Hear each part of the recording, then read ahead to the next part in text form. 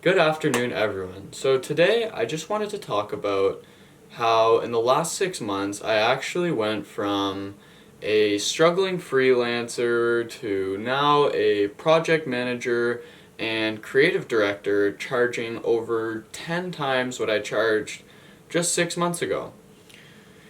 So, as a disclaimer, in no way, shape, or form am I affiliated with WordPress or Webflow, or I'm being paid by any of them, and I'm really just filming this content so that you guys can have educational content and maybe you guys can learn something from my journey along the way. So, with that being said, let's get into the video.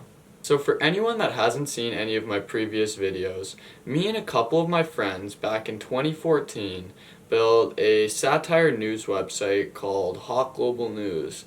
And on this website, we were able to actually get our Facebook pages to around 100,000 likes accumulatively, but after Facebook policy changed and restrictions got more tight, our Facebook pages got shut down. This caused me to have to start again from scratch back in grade 10. So at this time, I started a business called joshuabanel.com, your online solution.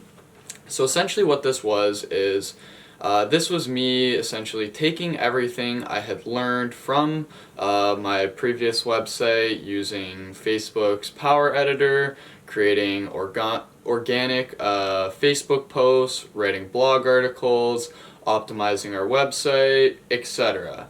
So I took all that information and I decided I would use that information to build this client service-based business called joshuabanel.com. I started off landing small business clients by preparing a brochure for them. And in this brochure, it would be an evaluation of their online presence, like their Facebook, their website speed, their user experience, whatever. I'd walk into these businesses with this brochure and say, hey, if you'd like any more information, feel free to reach out in the future. And through these methods, through some more networking, I managed to land jobs anywhere between $300 to $800. And I even landed a social media, these were websites by the way, and I also landed a social media marketing job for $1.5 thousand a month, which I ended up choking on pretty bad, and client issues didn't deliver the results. There were just way too many variables. I felt very disheartened because I truly wanted to deliver great results for my client, but there was just way too many things to think about, and I was just not experienced enough to be able to handle all of the problems coming my way. So over the next several months, years, I continued to raise my prices incrementally. So I went from 300 to 400 to 500 for a website, all the way up until $800. At this point, we're probably looking at about May 2018 when I came across another agency saying they had tons of jobs but nobody to fulfill it. And I ended up starting to take on jobs for about $500 a piece, so I actually lowered my price again. These projects would constantly get blown out of proportion and scope with no extra pay involved. This was largely due to me being stuck dealing with poorly coded WordPress themes that caused me unlimited amounts of headaches. I was lucky though that my previous partner on the website, he had immense experience doing programming, so he was always willing to help me out whenever I would run into an error, but regardless, it was really painful to say the least. The amount of time that I spent dealing with these technical problems and just building the websites, I had absolutely no time to do any networking, sales, other business administrative tasks, rather to mention have a normal social life as a teenager. As I continued to study content on the internet and watch YouTube videos and read blog posts, I realized that a lot of the established agencies in affluent cities, like for me, Toronto, Canada, they were actually charging $10,000 to $50,000, if not sometimes more than that, for a website. And I had absolutely no idea how, as this was completely mind-blowing to me considering I was charging $500 to $800 for a website. I knew that I needed to find a way to bridge the gap between what I was doing now and what the other agencies were doing. But the problem is I didn't have the confidence that I could build a beautiful custom website for a large company without running into any technical errors mid-project that I had basically no idea how to solve. So this greatly inhibited my ability to go out and talk to bigger clients. Around April or May of last year, I actually ran into a Webflow ad, and I think it was some girl saying that she was a designer, or she didn't have to do development or something of that nature. It was a well put together ad.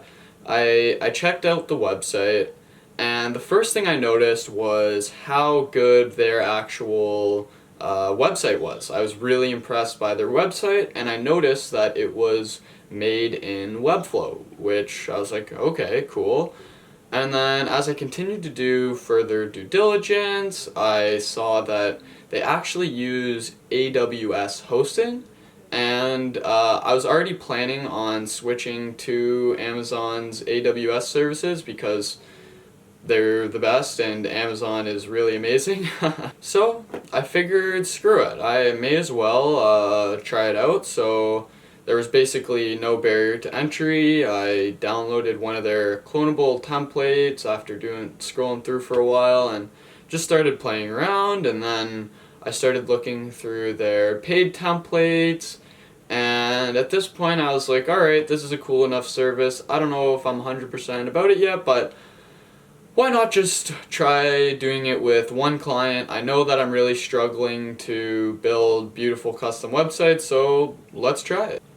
I reached out to one of the contacts that I had developed through my years of previous networking, and she was a consultant, and I decided, alright, let's charge 2 times more than what I charged the last time, or the most that I'd ever charged, which was $800. So I charged her $1,600. And I found an awesome template, paid template. I think it was a book template called Vivlio. I completely repurposed the template and turned it into something that made sense for a consultant, and the project went super well. I was able to build a super custom mouse animation, so many interactions that I'd never previously been able to build with WordPress. This consultant, she gave me several referrals after that. So directly after that, I landed a $2,000 website, and then a $2,000 branding package tacked onto that I outsourced to another agency, and then another $2,000 website. And these were all referrals from this initial website I built because they were so happy with the outcome of how it looked and felt. From this point, I spent all of my time and energy into building a strategy to actually start landing these clients at scale, because I realized that now my creativity and what I could think and imagine in my head or draw on a piece of paper was what I was able to create as a Webflow website that ran faster than anything before. This allowed me to start considering hiring other freelancers because I knew in a worst case scenario situation where the freelancer wasn't able to deliver, that I had the confidence that I could run the extra mile and I could complete that project as long as I could imagine it in my head or be able to draw it.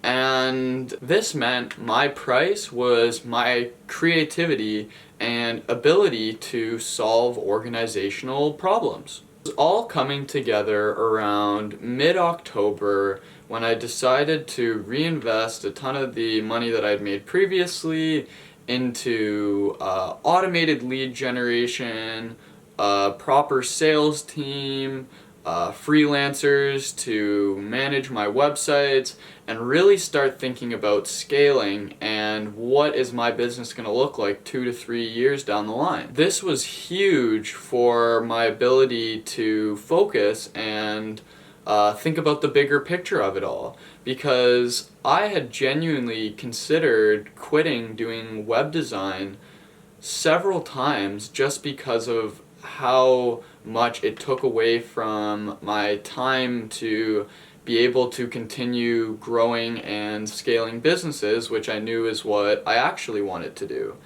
And within a couple months of this time, I was actually able to land my first $5,000 web project. And after the first $5,000 web project, everything is essentially being history. It's been one, then another $8,000 job, etc. Now, thanks to Webflow, the sky is the limit with my design business, because now my price and what I charge is based on my ability to solve organizational problems and my creativity, instead of doing small budget execution work for small businesses. And this was huge for me.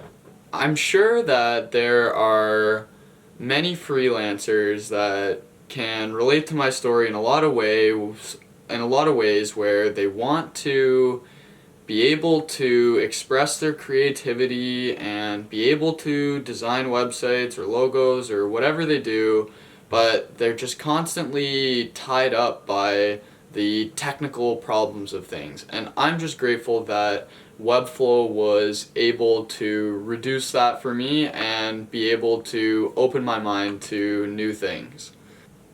So hopefully you guys can take something away from seeing me struggle selling a website for a couple $100 to gaining traction at a couple $1,000 to now scaling to the moon.